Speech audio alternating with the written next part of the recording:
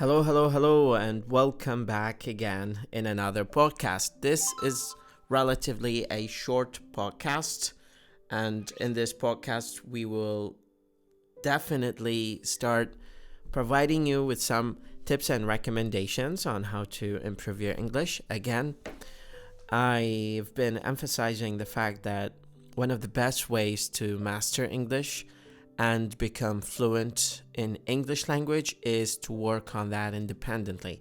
I know, if you register in one of the academic courses or academic language centers, that is going to be a good plus bonus. But, let's be honest, not everybody can afford that.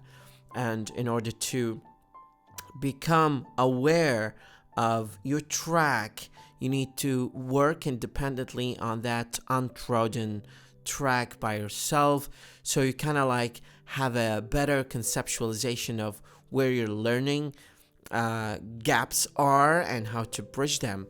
Once you get into a group of learners, and the teacher is going to try to distribute his effort so he carefully teaches everyone, that is going to take a longer time and probably may not be the best optimal solution in this case. So in this podcast, I need to throw on the table some of the tips and recommendations, pieces of advice for you to consider in case you want to start navigating this beautiful language. There's spectrum of tips and recommendations that I can provide to you, and you can also find them online for language learning. So in this short tutorial, I will walk you through some of these tips, and hopefully by the end of this podcast, you could have developed a better visualization or conceptualization of the best tips that can be suitable for you and to you in your journey of language learning. Now, there are so many ways in order to learn language. You need to always keep it simple, keep it linear. As I always tell my learners, that learning language is like bringing a plate of salad. It's a collection of sources, collection of things you do in order to diversify your learning and ensure that your learning is fully potentially achieved. Nowadays, it is possible to learn English at home, and this difficult time, it's a good idea to use your time carefully to learn English and make a study plan or learning plan and stick to it. For example, on Sunday, you can do reading. So you read on British Council, you write new words. And on Tuesday, you just focus on listening. And you listen to 2 to 3 hours consecutive listening on YouTube. And by listening, we do active listening, like watching and listening. Listen to BBC 6 Minutes lessons. They are absolutely beautiful. On Wednesday, you can dedicate that to writing in case you're shooting for improving your writing for academic purposes and academic applications and future graduate admission programs abroad. On Thursday, focus on speaking. So you do practice speaking by recording yourself, by creating a log of recording. There's this website we call Anchor.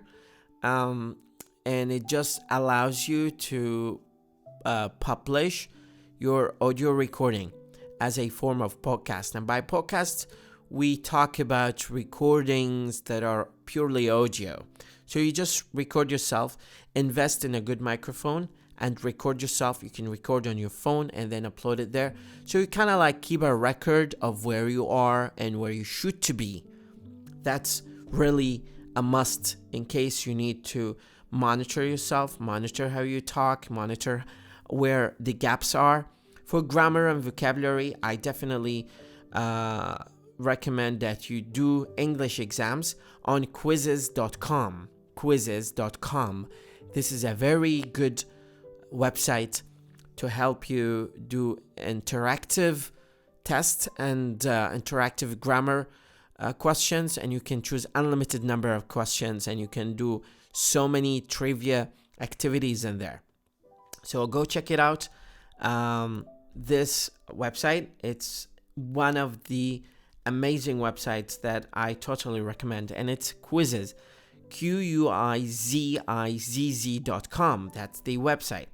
So that's a kind of like generic type of plan that you can do. In addition to that, you need to invest some time in reading English books and writing down words. Keeping this supplementary document or notebook where you can add a log of as many words as you can collect is a must for you to enrich your vocabulary and become fluent. And watching TV is also a good chance for you to collect and gather some of new vocabulary that can help you along the way. Now, focus on the socially oriented vocabulary and socially oriented TV shows, because this is where you can find the most common vocabulary. In addition to that, you can listen to the radio, you can listen to the podcast like what I'm doing right now, you can listen to this one, you can listen to music, but I don't like music, so it's a personal preference here. Study grammar, but don't focus intensively on grammar, because grammar is like pretty much adding up list of checkpoints. So the more you go deeper, fathom English grammar, the slower speaker you will become, just because you're gonna be afraid of perfecting and making sure that you make no mistakes when you speak. Take online courses. They are free, like courses on Coursera. That is going to be really helpful to you. Create a diary in English on one of the websites, and you can upload your audios or videos. But you know what? I think if you can create a YouTube channel where you can upload your videos or audios and keep it private and listen to them progressively over the course of a month, this is going to be really good. And in order to improve your English, you need to keep a record of where you are and where you want to be. Learn something through English, like an instrument, a tutorial, a food recipe, anything that you're interested in, like how to fix a car, how to replace a laptop hard drive, how to format a disk. You can learn that in English by watching tutorials. One website that I recommend is ifixit.com or iFixit channel on YouTube. This is really good one. I definitely recommend. So let's keep it quick and short. This is a short podcast that can walk you through some of the things that you can do in order to improve your English. Also, it's a good listening practice to you. You can listen to this podcast on your car, driving to work, drive safely, and listen to it on the Bluetooth. This is going to get you in direct listening practice, and it's absolutely useful to you. I guarantee you, your English ear is going to be used more to English,